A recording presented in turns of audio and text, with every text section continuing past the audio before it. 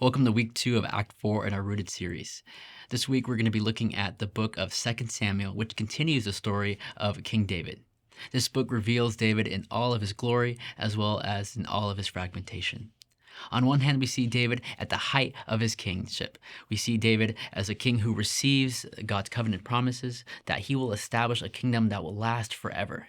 And David humbly and graciously and hopefully receives those promises and praises God for it. And at the same time, this book also reveals David in all his fragmentation. It reveals a king who struggles to remain faithful to his covenant responsibilities to God, his family, and his kingdom.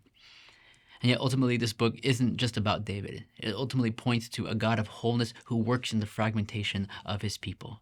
It points to a God who doesn't cancel his covenant faithful promises despite the failures of his people, but ultimately, as we will see in the New Testament, brings about a king in the line of David, King Jesus, who establishes the perfect forever kingdom that David could not.